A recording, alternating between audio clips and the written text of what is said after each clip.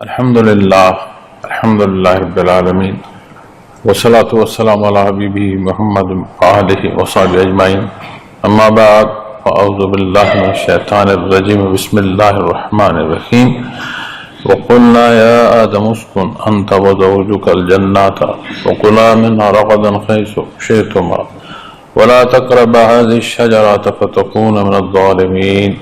اللهم سبحانك لا علم لنا الا ما علمتنا انك انت العليم الحكيم مولاي صل وسلم دائما ابدا على حبيبك من زانت بالبصر وذا کرام السلام علیکم ورحمۃ اللہ وبرکاتہ۔ ارشاد باری تعالیٰ ہے اور ہم نے آدم علیہ السلام سے فرمایا آپ اور آپ کی بیوی جنت میں رہیں اور اس میں جہاں سے چاہیں مزے سے کھائیں اور اس درخت کے قریب مت جائیں ورنہ نقصان اٹھانے والوں میں سے ہو جائیں گے۔ معزز سامعین کرام، اللہ کریم نے جب یہ حصہ ارشاد فرمایا انی جاعل فی الارض خلیفہ، کہ فرشتوں سے جب یہ ارشاد فرمایا کہ میں زمین میں اپنا نائب پیدا فرمانے جا رہا ہوں، تو پھر اس نائب کی تخلیق، پھر علوم کا عطا فرمانا، پھر اس درجے کی علوم کا عطا فرمانا کہ فرشتے قاصر ہیں ان حدوں کو جاننے سے، فرشتوں کی شناسائی کا سبب اللہ کریم نے ان علوم سے متعلق حضرت آدم علیہ السلام کو بنایا۔ پھر اس عظمت کا اظہار عطا فرمانے کے بعد فرشتوں کو سجدے کا حکم عطا فرمایا۔ یہ الگ بات ہے کہ اس موضوع پر کہ وہ سجدہ تعظیماً تھا یا واقعتاً جیسے ہم نماز کا سجدہ کرتے ہیں ایسے ہے، لیکن ایک بات جو واضح ہے وہ یہ ہے کہ تعظیم جو ہے وہ اللہ کریم نے حضرت آدم علیہ السلام کو عطا فرمائی، اور وہ جو سجدہ ہے وہ اس مخلوق کا اس تعظیم کا ماننا ہے اور اظہار ہے اپنے سے اس نائب کو اللہ کریم کا زیادہ قرب اور زیادہ بلندی جو اللہ نے اسے عطا فرمائی اس کا ماننا ہے، اقرار ہے۔ پھر ایک تسلسل میں متصل حصے جو ہیں زندگی کی وہ رواں ہو گئے۔ اللہ کریم نے اس کے بعد جو اگلا حصہ ارشاد فرمایا وَقُلْنَا يَا آدَمُ اسْكُنْ أَنْتَ وَزَوْجُكَ الْجَنَّةَ، کہ آدم علیہ السلام کو آپ اور آپ کی بیوی جنت میں رہیں، یعنی تخلیق ہے، پھر علوم کا عطا فرمانا ہے، پھر عظمت عطا فرمائی گئی، اس کے بعد رہنے کا مسکن جنت عطا فرمائی۔ اب جو جانا اس جاننے کا عملی زندگی میں جو تجربہ ہے یہ وہ باب شروع ہوا۔ اب اس میں مفسرین کرام مختلف پہلو لیتے ہیں۔ جنت کے حوالے سے جب بات کرتے ہیں تو یہ بھی بات کرتے ہیں کہ یہ وہ جنت نہیں ہے جو مخلوق کو قیامت اور حساب کتاب کے بعد جو مخلوق جنت میں جائے گی، اس لیے کہ وہاں پر تو کوئی شے مانے ہے نہیں، وہاں کوئی امتحان مقصود نہیں ہے،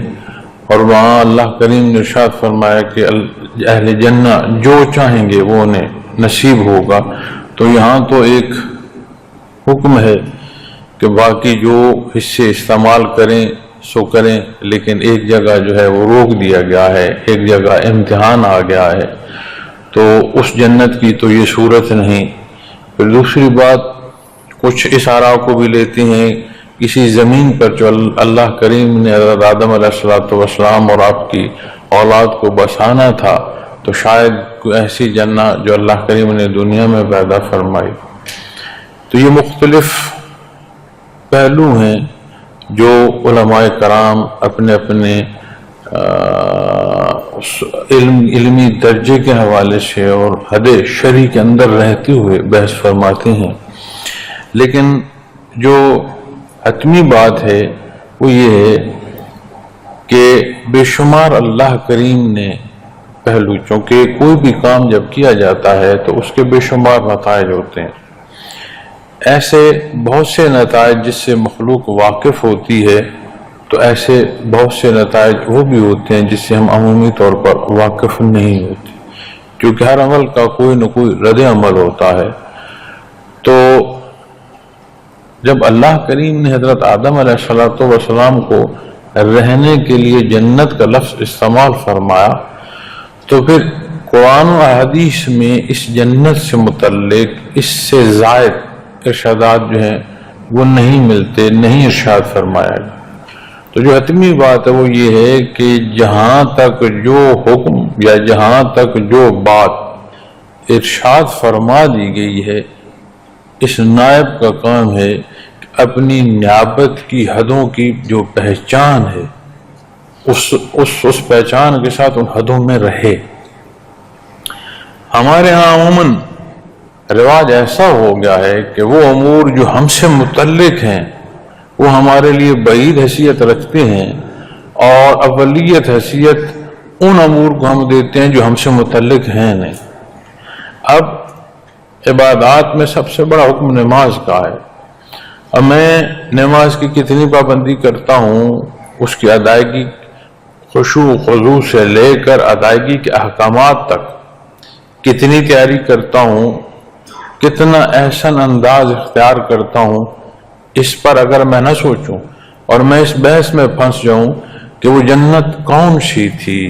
کیا وہ زمین پر تھی، کیا وہ عرش پر تھی، کہاں تھی، کیا وہی جنت ہے جو حساب کتاب کے بعد مخلوق کو میسر آنی اللہ نے عطا فرمانی ہے، یا کوئی اور جنت تھی۔ اب یہ موضوع مجھ سے متعلق سوال پیدا نہیں کرتا، لیکن اس سے متعلق میں ایسے سوالات اٹھا رہا ہوں کہ شاید وہ سوالات میرے لیے امتحان کا سبب بن جائے۔ تو جب بھی دینی موضوع آئے معزز خواتین و حضرات، تو اس باریکی کا لحاظ رکھنا چاہیے، چونکہ یہ موضوع نازک ہوتا ہے اور مزاج ایسے بن چکے ہیں کہ ہم پہلے اعتراضی پہلو اٹھاتے ہیں اور پھر ثابت ہونے پر مانتے بھی ایسے ہیں کہ جو نہ ماننے جیسا ہو۔ حالانکہ اچھائی کا گمان دینی درس ہے۔ ہماری ابتدا جو ہے وہ منفی انداز سے ہوتی ہے، کسی سے متعلق بھی رائے ہم نے دینی ہو، جب تک وہ اپنے آپ کو اچھا ثابت نہ کر لے تب تک ہم اسے اچھا نہیں مانتے۔ حالانکہ دینی درس یہ ہے کہ جب تک کسی کی برائی ظاہر نہ ہو، اس سے متعلق جو گمان ہے وہ اچھائی کا رکھا جائے۔ تو اسی طرح جب اس حصے کی بات آئے گی تو یہاں حضرت جی رحمۃ اللہ تعالیٰ علیہ ارشاد فرماتے ہیں کہ جہاں بے شمار چیزیں ہوں گی، اللہ کریم کی ذات بہتر جانتے ہیں کہ سارے میں کیا کیا راز پوشیدہ ہیں۔ تو ایک بات جو سمجھ آتی ہے وہ یہ ہے کہ دنیا میں بسنے کے لیے حضرت آدم علیہ السلام کو پیدا فرمایا۔ اب جب پیدائش کے بعد علوم عطا فرمائے تو ان علوم کے تحت زندگی کا بسر کرنا یہ ایک ایسا حصہ ہے کہ اس کے تجربے میں سے بھی آپ علیہ السلام کو اللہ کریم نے گزار دیا۔ اب ایک اور پہلو عرض کروں کہ جنت کہ جب پھلوں کا ذکر آتا ہے اور خاص وہ بخشش کے حصے جو قیامت کے بعد مخلوق کو نصیب ہونے ہیں، ان کامگاہوں کا جب ذکر آتا ہے تو پھلوں کے ساتھ یہ ارشاد فرمایا جاتا ہے کہ ان جیسے پھل تو ہم نے پہلے بھی کھائے ہیں۔ تو اس کی تفسیر میں دونوں حصے آ جاتے ہیں کہ جنت کا ایک پھل 2 مرتبہ کھانا، یا دنیا میں اس کی مشابہت کے جو پھل کھانا۔ تو دنیا کی مشابہت کا بھی اگر مثال جنت میں دی جا رہی ہے تو پھر جنت میں بھی جو پھل، جو غذا، جو خوراک، جو رہن سہن کا انداز، اس کی تعلیمات جو عطا فرمائی جا رہی ہیں، انہی حصوں کا پھر دنیا میں بھی تو حضرت آدم علیہ السلام نے اختیار فرمانا تھا۔ تو یہ ایک عملی صورت تھی علم کی کہ جس میں سے حضرت آدم علیہ السلام اور مائی حوا آپ اس میں سے گزر رہے ہیں۔ اللہ کریم نے آپ کو پہلی قیامگاہ جو عطا فرمائی ہے وہ جنت عطا فرمائی ہے، اور فرمایا وَقُلَا مِنْهَا رَغَدًا حَيْثُ شِئْتُمَا، کہ اس میں جہاں آپ کو رہنے کا حکم دیا گیا ہے، رہنے کے لیے جگہ عطا فرمائی گئی ہے، اس میں سے جہاں چاہیں مزے سے کھائیں، شوق سے کھائیں، لطف سے کھائیں پئیں۔ وَلَا تَقْرَبَ هَذِهِ الشَّجَرَةَ، مگر ایک خاص درخت ارشاد فرما دیا گیا کہ اس درخت کے قریب مت جائیں، فَتَكُونَ مِنَ الظَّالِمِينَ، ورنہ نقصان اٹھانے والوں میں سے ہو جائیں گے۔ اب یہ جو عملی صورت حضرت آدم علیہ السلام کو حیات کی وہاں اللہ کریم نے عطا فرمائی، اسی کے تحت اگر آپ غور فرمائیں کہ دنیا میں بے شمار حصے ایسے ہیں کہ جنہیں اختیار کرنا، جنہیں استعمال کرنا اجازت ہے، اور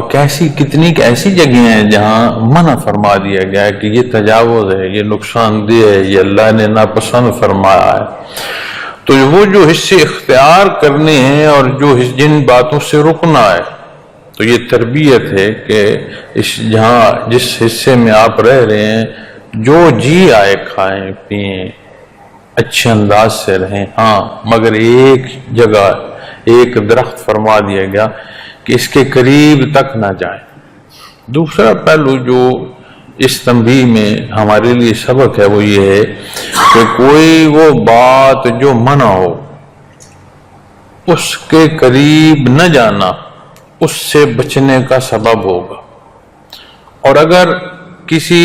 شے جو منع یا کوئی عمل منع کر دیا گیا ہے، کوئی عمل ایسا جو ناپسندیدہ ہے، اس میں اس کے قریب رہنا، اس کو موضوع بحث رکھنا آہستہ آہستہ بندے کو اس میں مبتلا کر دیتا ہے۔ ہم سے زیادہ محنت کر رہے ہیں وہ جو دین اسلام کے خلاف کام کر رہے ہیں۔ قرآن کریم میں جہاں مجاہدین کو ان کی سخت حالات کے حوالے سے ارشاد فرمایا گیا، وہاں یہ بھی ارشاد فرمایا گیا کہ جو تمہارے خلاف لڑتے ہیں، جو تمہارے خلاف کوشش کر رہے ہیں، وہ بھی مشکلات میں سے گزرتے ہیں۔ تو ایک جو کشمکش جاری ہے، اس میں جو حق کے خلاف لڑ رہے ہیں وہ ہم سے زیادہ محنت کرتے ہیں، بھلا کس بات کا کہ وہ اصول کیا ہیں جن پر اس امت کی تعمیر ہوتی ہے۔ تو آپ دیکھیے پوری کوشش کی گئی کہ تحریف کی جائے قرآن کریم۔ یہ قرآن کریم کو اللہ کریم نے عظمت عطا فرمائی کہ اسے حفاظت الہیہ نصیب ہے، اس میں کسی طرح کی کوئی آمیزش نہیں کر سکا، پوری کوشش کی گئی نہیں کر سکا۔ پھر کوشش کی گئی کہ ایسے لوگ متعارف کرائے جائیں، انہیں مسلمانوں کے سربراہ کی حیثیت سے مسلمان معاشروں میں جو ہے مخلوق تک ان کی ایک حیثیت کے ساتھ شناسائی کرائی جائے۔ انہوں نے کہا نماز کی ضرورت نہیں ہے، کہاں قرآن کریم میں ایسی نماز لکھی ہوئی ہے؟ آپ نماز دل میں سوچ لو تو ہو گئی، یہی کافی ہے، قرآن کریم میں کہاں رکوع سجود لکھے ہو؟ اب یہ بھودی باتیں ہیں، ان کا ایک جواب بے شمار اعتراضات کے پرخچے اڑا دیتا ہے، لیکن ان اعتراضات کا حوالہ یا جواب موضوع نہیں ہے۔ موضوع یہ ہے کہ ہم اپنے احکامات کو جس درجے کا ہمیں ان سے متعلق شناسائی، ان سے متعلق محنت، ان سے متعلق اختیار کرنے تک کا پہنچنا ہے، ہم اس میں کمزور ہیں۔ جو ہمارے خلاف کام کر رہے ہیں وہ اس میں زیادہ توانائی صرف کرتے ہیں۔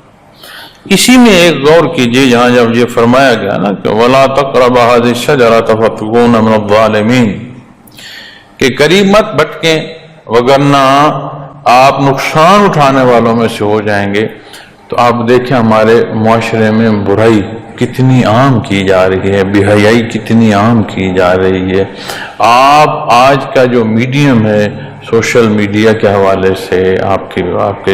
سکرین کے حوالے سے، ٹیلی ویژنز ہیں، اب ان ذرائع ابلاغ ہیں، ان کو آپ دیکھیں تو آپ کوئی صالح شے ڈھونڈنے بھی جائیں تو آپ کو ایسی چیز آپ کی سکرین پر آ جائے گی جو نہ آپ ڈھونڈ رہے ہیں، لیکن وہ بے حیائی کا سبق دیے جا رہی ہے۔ اتنا آسان کر دیا گیا ہے جو ہے بے حیائی تک پہنچنا، اس میں مبتلا ہونا، اور ہم ہیں کہ ہم اپنے جو احکامات ہیں انہیں اختیار نہیں کرتے، اور اسی روش کا شکار ہوتے جا رہے ہیں جس روش کا ہمیں دین کے خلاف جو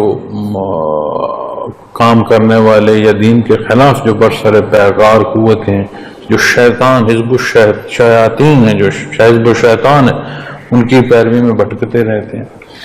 تو معزز سامعین کرام اس بے حیائی میں یہ جو صورتیں ہمیں دکھائی جاتی ہیں یہ ابتدا ہے اس بے حیائی میں ڈوبنے کی۔ جب اس ابتدا کو ہم دیکھنا شروع کر دیں تو آہستہ آہستہ بے حیائی میں بندہ مبتلا ہو جاتا ہے، اور یہ ایسا موذی مرض ہے کہ بے شمار نقصانات جو ہیں وہ ظاہر اور باطن دونوں کے کرتا ہے۔ باطنی تو بات بڑی واضح ہے کہ اللہ کریم سے دوری ہے، ایمان کی جو چاشنی ہے اس میں کمزوری ہے، اور ظاہری پہلوں میں ذات سے لے کر خاندان تک کے اجڑنے کا سبب بنتا ہے۔ اور آپ غور کریں کہ ایسے لگتا ہے کہ جیسے بے حیائی ہمارے معاشرے کا حصہ بنانے کی کوشش کی جا رہی ہے اور ہم اس بے حیائی کے پھیلنے میں ساتھ سبب ہو رہے ہیں۔ تو یہاں سے یہ بات سمجھ آتی ہے کہ جس برائی سے اللہ کریم نے رکنے کا حکم عطا فرمایا ہے تو اس سے متعلق بے حیائی کے جتنے پہلو ہیں ہمیں وہیں ابتدا سے اس سے بچنا چاہیے۔ جتنا ہم اجتناب کریں گے برائی سے بے حیائی سے بچنے کا اتنا برائی تک کے پہنچنے سے بھی بچتے چلے آئیں۔ تو فرمایا فَتَكُونَ مِنَ الظَّالِمِينَ، ورنہ آپ نقصان اٹھانے والوں میں سے ہو جائیں۔ اب یہاں جب یہ ترجمہ ظالم کے حوالے سے کیا جائے تو یہاں موضوع بڑا نازک ہے، چونکہ ارشاد اللہ کریم فرما رہے ہیں، اور جس ذات کو ارشاد فرمایا جا رہا ہے وہ اللہ کریم کے نبی اور رسول ہے۔ حضرت آدم علیہ السلام کو مخاطب فرمایا جا رہا ہے، اور انبیاء علیہ السلام معصوم عن الخطا۔ اور آپ سے متعلق جب لفظ ظالم ترجمہ کیا جائے گا تو جو ترجمہ کر رہا ہے وہ اپنا نقصان کرے گا، اور آپ علیہ السلام کی ذات میں گستاخی کا مرتکب۔ اللہ کریم کی ذات غیور ہے، اولیاء اللہ سے جو دشمنی ہے اس سے وہ اپنے ذات سے دشمنی ارشاد فرماتا ہے۔ جو انبیاء علیہ السلام کی گستاخی کرے گا وہ پھر کہاں جا کر اس کی بات پہنچے، تو بہت بڑا خسارہ کو اٹھائے گا۔ اب لفظ ظلم پر جب بحث کرو گے تو ظلم ہوتا ہے کسی شے کا اپنے مقام سے ہٹا دینا، یہ ظلم ہے۔ اب کس درجے کا ہٹایا، کون سی شے تھی یا کون سی بات ہے، وہ ظلم اتنا بلند ہوتا جائے گا، اتنا بڑھتا جائے گا۔ ظلم بلند تو خیر کیا ہونا، ظلم تو گراوٹ ہی ہے، لیکن اتنا بڑا ظلم ہوتا جائے گا۔ اور یہی بات جب یہاں ارشاد فرمائی جا رہی ہے فَتَكُونَ مِنَ الظَّالِمِينَ کہ اس کے قریب مت جائیے گا وگرنہ آپ نقصان اٹھانے والوں میں سے ہو جائیں گے۔ اللہ کریم نے یہ ایک امتحان اس دارالعمل سے پہلے انہیں ایک امتحان کے ساتھ جو ہے وہ منسلک کر دیا۔ پھر ارشاد فرمایا فَأَضَلَّهُمَ الشَّيْطَانُ عَنْهَا فَأَحْرَجَهُمَا مِمَّا كَانَ فِيهِ، فرمایا پھر شیطان نے ان کو اس سے بہکایا تو جس میں تھے، یعنی جس عیش و نشاط میں تھے اس سے ان کو نکلوا دیا۔ معزز سامعین کرام، پہلے تنبیہ فرمائی گئی کہ یہاں احتیاط کیجئے، یہاں سے رک جائیے، نہیں تو نقصان اٹھائیں گے۔ دوسرے حصے میں اگلی بات جو شیطان کی دشمنی ہے وہ بیان فرمائی گئی۔ اب جہاں یہ واقعہ بیان فرمایا جا رہا ہے وہاں ہمیں اپنی ابتدا سے آشنائی عطا فرمائی جا رہی ہے کہ کہاں کیا کتنا اللہ کریم پر تم پر احسان ہے۔ تو فرمایا پھر شیطان نے ان کو اس سے بہکایا۔ اب شیطان نے بہکایا، اس میں مختلف حصے جو روایات کے ملتی ہیں۔ پھر اس درخت کے حوالے سے جو بات ملتی ہے کہ جسے منع فرمایا گیا تھا، اس میں گندم کا ذکر آتا ہے جو اکثر، لیکن اور بھی بے شمار جو ہیں جنس بیان کیے جاتے ہیں، لیکن قرآن و حدیث میں اس کا تذکرہ نہیں فرمایا گیا۔ تو ہمارے لیے اتنا کافی ہے کہ کوئی ایک شے خوراک کے حوالے سے ایسی تھی جسے اللہ کریم نے منع فرمایا۔ تو شیطان نے بہکایا۔ اب شیطان کا جنت میں جانا، جب وہاں سے اللہ کریم کے حضور سے اسے نکال دیا گیا تو پھر یہ جنت میں کیسے گیا، تو اس پر بھی علماء کرام بحث کرتے ہیں۔ اور ایک حوالہ جو قرآن کریم میں فرما دیا گیا ہے مختلف جگہ پر کہ اہل جنت اور اہل دوزخ کا کلام ہوگا، کہ اہل جنت جب اپنے شناسا لوگوں سے متعلق بات کریں گے تو وہ انہیں دیکھیں گے کہ وہ دوزخ میں کس حال میں ہیں، اور اہل دوزخ بھی انہیں پہچانیں گے بھی صحیح، اور ان کی حالت سے بھی آشنائی پائیں گے کہ کیسی سہولت میں رہ رہے ہیں، تو پھر ان سے اپنے لیے کھانا یا پینے کی شے جو ہے وہ بھی مانگیں گے۔ اب جو سمجھنے کی بات ہے وہ یہ ہے کہ دارالعمل جو ہے یہ اس سبب کے تحت، اب اس دارالعمل سے جب بندہ برزخ میں منتقل ہوتا ہے تو برزخ دارالعمل نہیں رہتا، وہاں کی صورت، اس جہان کے جو اصول ہیں وہ الگ ہو جاتے ہیں۔ اسی طرح جب بات بالائے آسمان کی آ جائے یا بات جنت کی آ جائے تو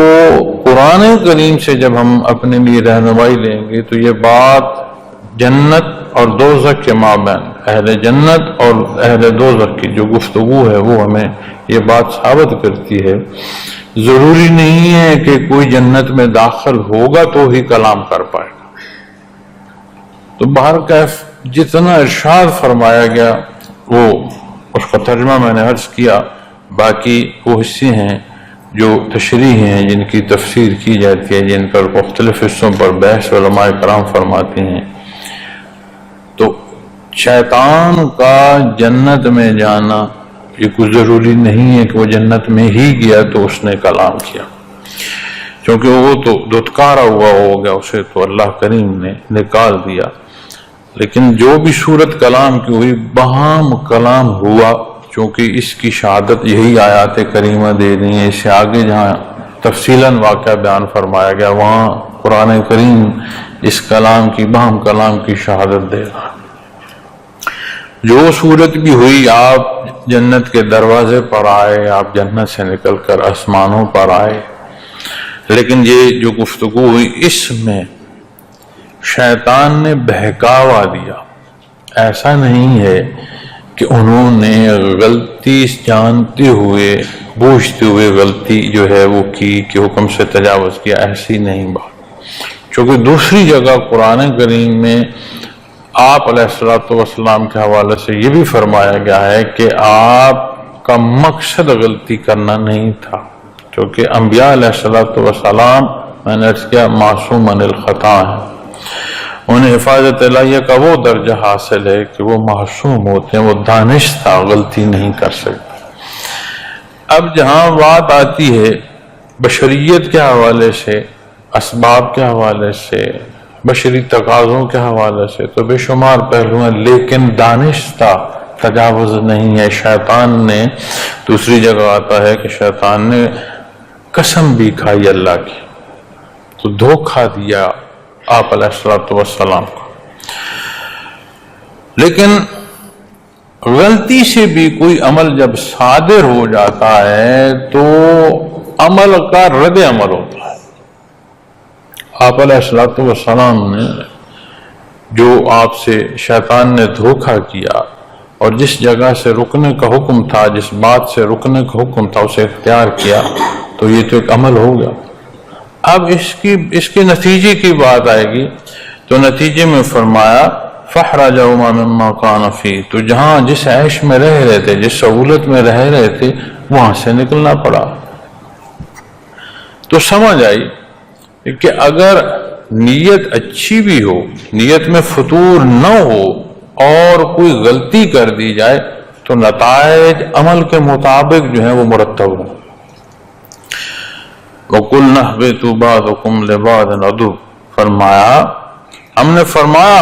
چلے جاؤ تم ایک دوسرے کے دشمن ہو۔ وَلَكُمْ فِي الْأَرْضِ مُسْتَقَرٌّ وَمَتَاعٌ إِلَىٰ حِينٍ، اور تمہارے لیے زمین میں ایک مقررہ وقت تک رہائش اور معاش ہے۔ شیطان سے متعلق اور شیطنت سے متعلق جہاں قرآن کریم نے حق ارشاد فرمایا، وہاں حق سے تجاوز کے حصے بھی بیان فرمایا، اور شیطان کو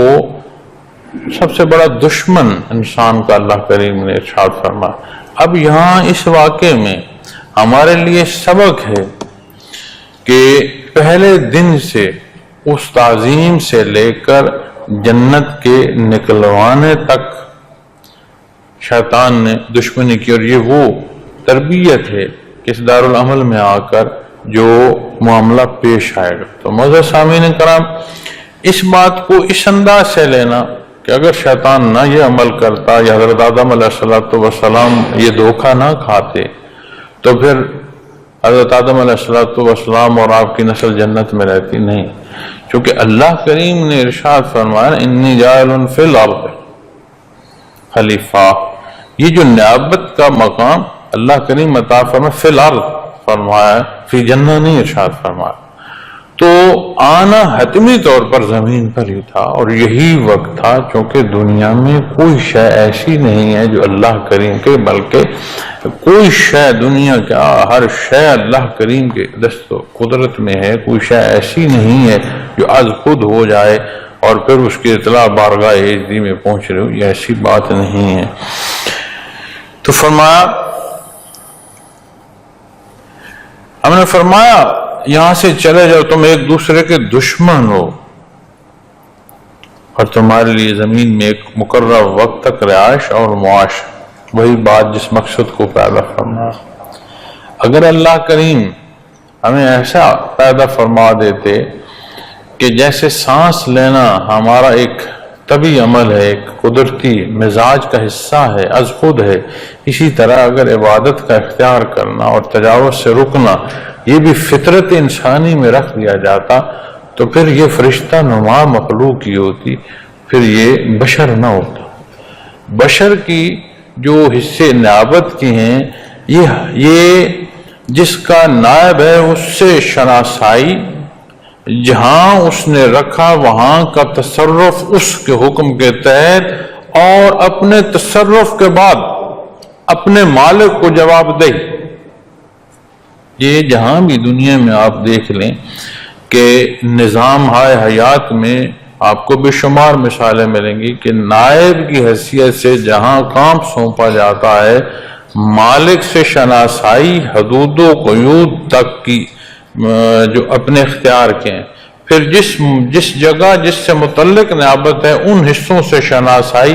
پھر جو عمل اختیار کیا، جو سنبھالا، جو تعمیر کی، جو کمی بیشی ہوئی، واپس جواب دہی۔ تو نائب کے ساتھ یہ سارے اصول جڑے ہوتے ہیں۔ تو اللہ کریم نے پہلا جو عملی حصہ زندگی کا عطا فرمایا وہ جنت کا ٹھہرنا تھا، پھر جہاں تنبیہ تھی ایک جنس سے، ایک پھل سے، ایک درخت سے روکنا تھا، پھر جو شیطان کا دھوکہ ہے اس معصوم ہستی کا اس دھوکے سے منہ میں مبتلا ہونا، پھر نتیجتاً اس زندگی سے نکلنا اور تکلیف سے گزرنا ہے۔ لیکن ساتھ جو بات بہت واضح ہو رہی ہے کہ جو شیطان ازلی دشمن ہے، جہاں جہاں جتنا ہم اس کا اقرار یا اس کی بات مانتے جائیں گے اتنا نقصان بھی اٹھاتے جائیں گے، کیونکہ وہ کوئی وار ضائع نہیں کرنا چاہے گا، وہ ہر وار میں ہمیں اللہ سے دور کرنا چاہے گا۔ تو پھر فرمایا کہ جہاں جس مقصد کو، جس جگہ جس مقام کے لیے پیدا فرمایا، تمہارے لیے زمین میں ایک مقررہ وقت تک رہائش۔ ایسا نہیں ہے کہ ہر شے جو ہے وہ مقرر نہیں ہے، زائد ہے یا کم ہے، کس کا کیا نصیبہ ہے، کس کے لیے کیا دنیا کی زندگی میں وسعتیں ہیں یا تنگیاں ہیں، مقام بلند ہے یا کمزور ہے، وجودی طاقت کیا ہے، ذہنی استعداد کیا ہے، حالات کیا، ہر شے معزز سامعین کرام طے ہے۔ اس میں جب یہ فرمایا گیا ایک مقررہ وقت تک رہائش اور معاش طے ہے، تو بحیثیت مسلمان اپنے حالات پر اللہ کریم کا شکر ادا کرنا، چونکہ یہ ساری باتیں، یہ سارے باتیں ماننا ہمارے ایمان کا حصہ ہے، اور جب ان باتوں کو ہم مان رہے ہیں تو پھر یقینی بات جو سمجھ آتی ہے کہ جس کو جہاں، جس مقام، جس استطاعت اور جب تک کے لیے اللہ نے رکھا ہے وہی اس کا مقام۔ تو اپنے مقام سے ناشکری ہے کہ دوسرے مقام کا سوچا جائے اور اپنے مقام پر شکر ادا نہ کیا جائے۔ بہتری کی تدبیر کرنا، سہولت اور آسائش کے لیے جائز جو محنت ہے وہ اسلام تو منع نہیں فرماتا، لیکن کسی دوسرے کی سہولت کو دیکھ کر اس سے کوڑنا یہ ظلم ہوگا، یہ زیادتی ہوگی۔ پھر اسباب اختیار نہ کیے جائے، محنت نہ کی جائے اور سمجھا جائے کہ شے حاصل ہو جائے، یہ عالم آب و گل کا جو اصول ہے یہ اس کے خلاف ہے، ایسا ہوگا نہیں۔ تو جہاں جہاں اللہ کریم نے ایک مقرر وقت تک رکھا، اب اس میں دو اوقات ہیں۔ ایک وقت کل مخلوق کا، حضرت آدم علیہ السلام کا دار دنیا میں تشریف لانا اور دنیا سے آخری فرد کا اٹھنا، کل انسانیت کی حیات ایک بات، پھر سارے میں ہر اکائی کی جو اپنی حیات اور اپنی فرصت ہے وہ پہلے۔ تو پھر وہ کتنی ہے، ہم کل حیات کی بات کریں تو بھی ایک طرف نہ ختم ہونے والا وقت ہے اور ایک طرف ایک طے شدہ وقت ہے۔ تو جہاں طے شدہ اور دوسری طرف بے حد و حساب بات آ جائے تو موازنہ ختم ہو جاتا ہے، لیکن اگر ہم مزید غور کریں اور اکائی وہ جو میں اور آپ ہیں اپنے وقت اور اپنی فرصت کو لے آئیں تو بڑا تھوڑا اور بڑا معدود ہے اور معاش ہے۔ اب ایسا نہیں ہے کہ جو مخلوق پہلے گزر گئی وہ ہمارے حصے کا کھا گئی یا وہ اپنے حصے کا چھوڑ گئی، تو یہ بھی غلط فہمی ہے کہ کوئی یہ سمجھے کہ میں زور بازو سے جو رزق جمع کر لوں گا، رزق وہی جمع ہوگا جو تیرے حصے میں ہے،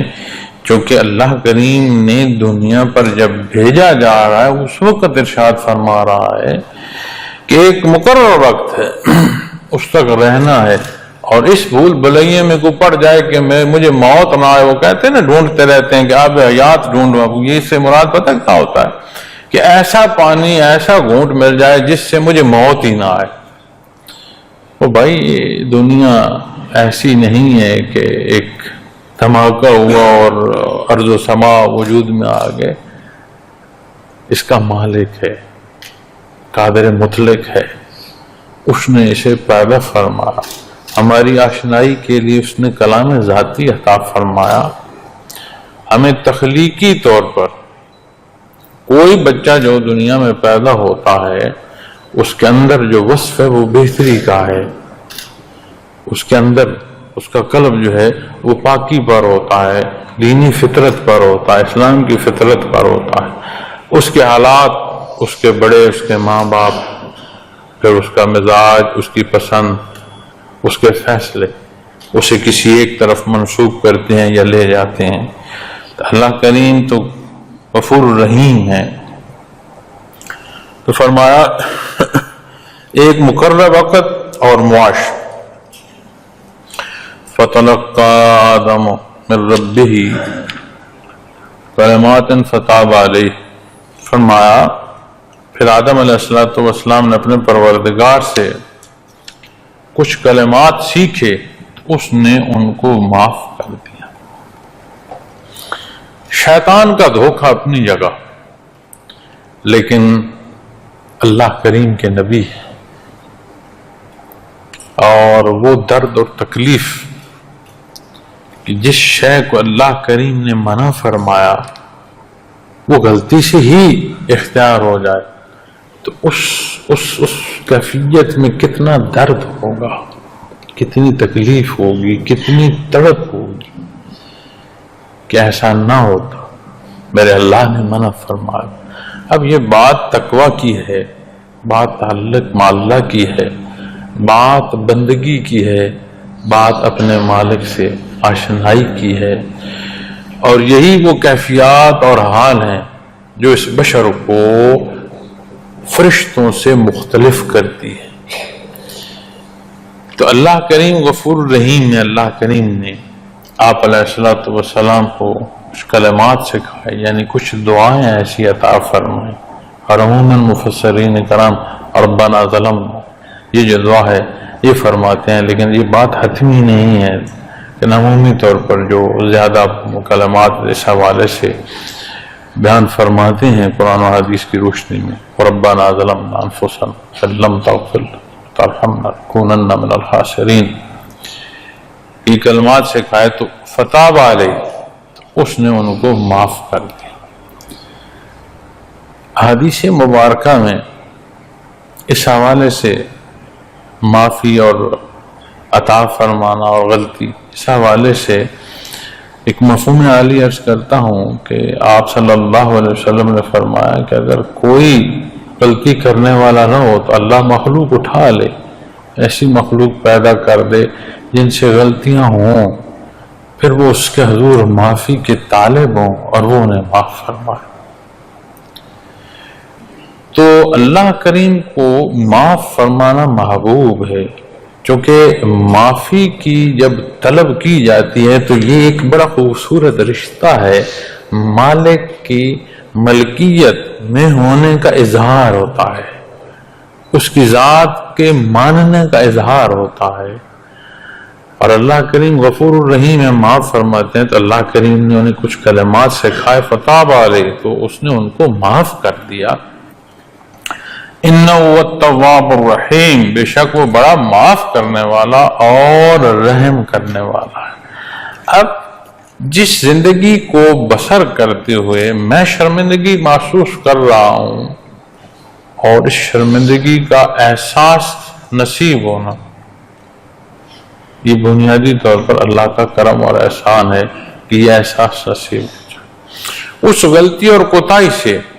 بجائے معافی مانگنے کے، اگر میں یہ سوچوں کہ میں کس منہ سے معافی مانگوں، میں کس منہ سے نماز پڑھوں، میں کس منہ سے رکوع سجود کروں، اور کوئی راستہ ہے اور کوئی در ہے، کوئی جگہ ہے، تو ہمیں وہ تعلیم بنیاد ہی سے عطا فرما دی کہ جہاں کمی بیشی ہو اس کے حضور حاضر ہو جاؤ، معافی کے طالب ہو جاؤ، وہ معاف فرما دے گا۔ اب ہم کیا کرتے ہیں کہ کوئی غلطی کوتاہی کرتے ہیں، اگلی جو عبادت کا وقت آیا اسے کس لیے چھوڑ دیا، میں کس منہ سے اللہ کے حضور پہ، منہ یہی ہے جس منہ سے غلطی کی ہے، اور یہی حل ہے اور یہی راستہ ہے۔ اب اس میں ہوتا کیا ہے کہ شیطان مزید جو ہے نفس کو ہوا دیتا ہے کہ جی اب میں نے اتنی غلطی کر لیا، میں کس منہ سے میں اللہ کا حضور جاؤں۔ دیکھو اللہ کریم کی ذات،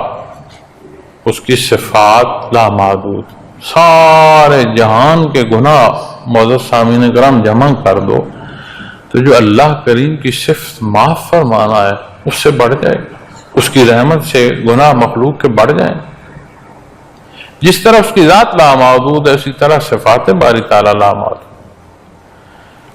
تو بات جو ہمیں تعلیم یہاں سے ہمیں مل رہی ہے، نصیب ہو رہی ہے کہ جہاں غلطی ہے اسے مانا جائے، اس غلطی کا اقرار کیا جائے اور اس کے حضور معافی مانگی جائے۔ ان موضوعات کو لے کر حضرت آدم علیہ السلام پر عمومی بات کرنا بڑی نازک جگہ پہنچا دے گی، جو کہ ہم کرتے ہیں۔ اور حضرت آدم علیہ السلام کے حوالے سے جب عمومی بات میں سنتا ہوں معاشرے میں جب ہم لوگ کر رہے ہوتے ہیں تو ایسے جیسے کسی عمومی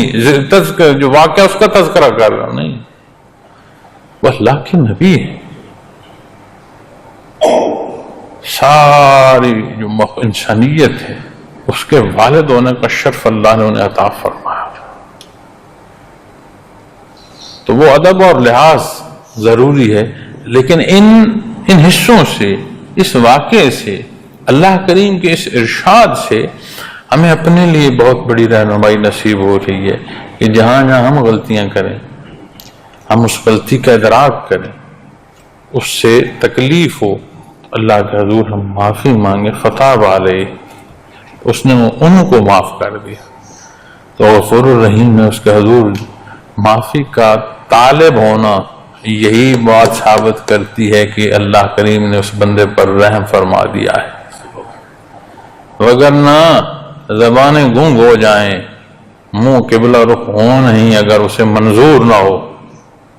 اگر کوئی پہنچ گیا اور وہ نہیں چاہتا اور وہ پہنچ گیا کہ میں معافی مانگتا ہوں، تو اس کا مطلب ہے کہ اللہ کریم تم محتاج ہو گئے۔